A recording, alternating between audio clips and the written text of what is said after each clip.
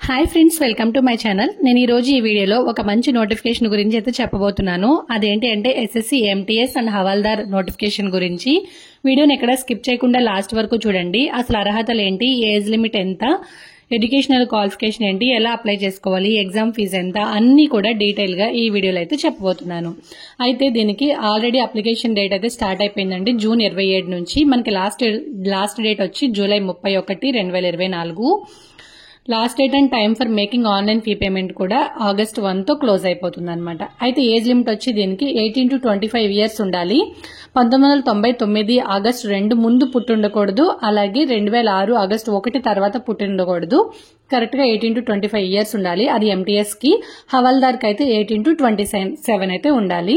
Age relaxation కూడా ఉందండి. SC ఎస్టీకి 5 ఇయర్స్, ఓబీసీకి 3 ఇయర్స్, పీడబ్ల్యూడీ వాళ్ళకి 10 ఇయర్స్, పీడబ్ల్యూడీలో ఓబీసీ వాళ్ళకి 13 ఇయర్స్, ఇలా కేటగిరీ వైజ్ ఏజ్ రిలాక్సేషన్ అయితే ఉంది. విడోస్ కి, డివోర్స్ ఉమెన్ కూడా ఏజ్ రిలాక్సేషన్ అయితే ఉంటుందన్నమాట. అది ఎడ్యుకేషనల్ క్వాలిఫికేషన్స్ వచ్చి 10th క్లాస్ లేదంటే ఈక్వివలెంట్ ఉంటే సరిపోతుందండి. ఎప్పటికంటే ఆగస్టు 1, 2024కి మనం క్వాలిఫై అయిపోయి ఉంటే సరిపోతుంది అనమాట. అది ఎడ్యుకేషనల్ క్వాలిఫికేషన్ గురించి. ఇంకా ఆ తర్వాత పైన ఎంత చదువుకున్నా సరే మీరు అప్లై చేసుకోవచ్చు. అదే అప్లికేషన్ ఫీజు వచ్చి మామూలుగా మెన్ కి అయితే 100 రూపీస్ అండి. ఎస్సీ ఎస్టీ వాళ్ళకి కానీ, ఉమెన్ కి కానీ, డిజేబుల్డ్ క్యాండిడేట్స్ కి కానీ ఎవరికైతే ఫీజు అయితే లేదు. ఫీజు కూడా ఆగస్టు 1కి లాస్ట్ డేట్ అనమాట. మనకి ఎగ్జామినేషన్ సెంటర్స్ వచ్చి ఏపీలో ఉన్నాయి, తెలంగాణలో కూడా ఉన్నాయి. చీరాల, గుంటూరు, కాకినాడ, కర్నూలు, నెల్లూరు, రాజమండ్రి, తిరుపతి, విజయనగరం, విజయవాడ, విశాఖపట్నం, అలాగే హైదరాబాద్ కూడా ఉంది. కరీంనగర్, వరంగల్ కూడా ఉంది. ఏపీ అండ్ తెలంగాణలో వచ్చేసి సదరన్ రీజన్ అనమాట. ఇప్పుడు ఎగ్జామినేషన్ కి అసలు సిలబస్ ఏంటి అంటే ఏమేమి సబ్జెక్ట్స్ ఉంటాయంటే మనకి 2 సెషన్స్ లో ఎగ్జామ్ అయితే కండక్ట్ చేయడం జరుగుతుంది.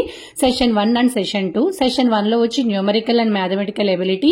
ఇవి టోటల్ 20 క్వశ్చన్స్ ఉంటాయి. 60 మార్క్స్ అంటే ఈచ్ క్వశ్చన్ వచ్చి 3 మార్క్స్ అనమాట. అలాగే reasoning ability and problem solving కూడా 20 క్వశ్చన్స్, 60 మార్క్స్. ఇది వచ్చి 45 మినిట్స్ ఉంటుందన్నమాట ఎగ్జామ్ డ్యూరేషన్. సెషన్ 1 కంప్లీట్ అవ్వగానే సెషన్ 2 అయితే స్టార్ట్ అయిపోతుంది. సెషన్ 2 వచ్చి general awareness, English language and comprehension. General awareness 25 questions, 75 marks. Each one 3 marks అనమాట. నెక్స్ట్ వచ్చి ఇంగ్లీష్ లాంగ్వేజ్ అండ్ కాంప్రిహెన్షన్. ఇది కూడా 25 క్వశ్చన్స్, 75 మార్క్స్ కి. ఈచ్ క్వశ్చన్ కి వచ్చి 3 మార్క్స్ ఉంటుంది. ఇది కూడా ఎగ్జామ్ డ్యూరేషన్ వచ్చి 45 మినిట్స్ అనమాట.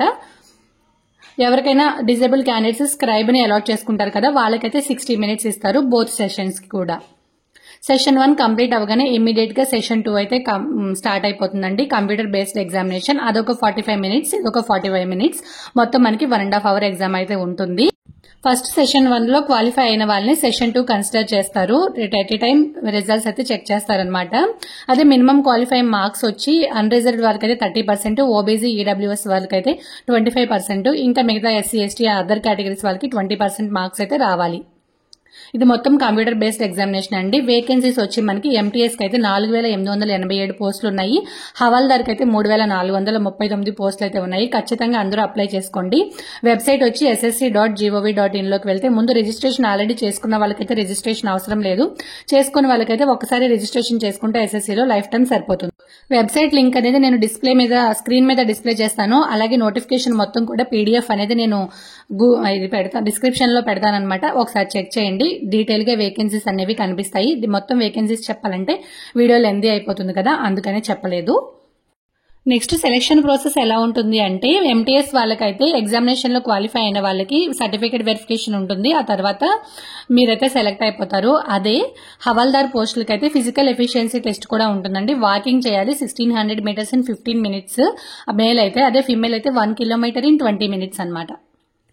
నెక్స్ట్ ఫిజికల్ స్టాండర్డ్ టెస్ట్ కూడా ఉంటుందండి. హైట్, చెస్ట్ చెక్ చేస్తారు. మేల్ కి అయితే 157.5 సెంటీమీటర్స్ హైట్ అయితే ఉండాలి. చెస్ట్ వచ్చి 81 సెంటీమీటర్స్ ఉండాలి. అదే ఫిమేల్ అయితే 152 సెంటీమీటర్స్, వెయిట్ వచ్చి 48 kg అయితే ఉంటే సరిపోతుంది. డీటెయిల్స్ అన్ని చెప్పానని అనుకుంటున్నాను. ఏమైనా డౌట్స్ ఉంటే కామెంట్ సెక్షన్ లో అడగండి. అలాగే డిస్క్రిప్షన్ లో పీడిఎఫ్ పెడతాను కాబట్టి ఒకసారి డీటెయిల్ గా నోటిఫికేషన్ అంతా చదువుకోండి. ఎక్కడెక్కడ ఎన్ని వేకెన్సీస్ ఉన్నాయనేది కూడా చూసుకుని అప్లై చేసుకోండి. ఖచ్చితంగా అందరూ అప్లై చేయండి.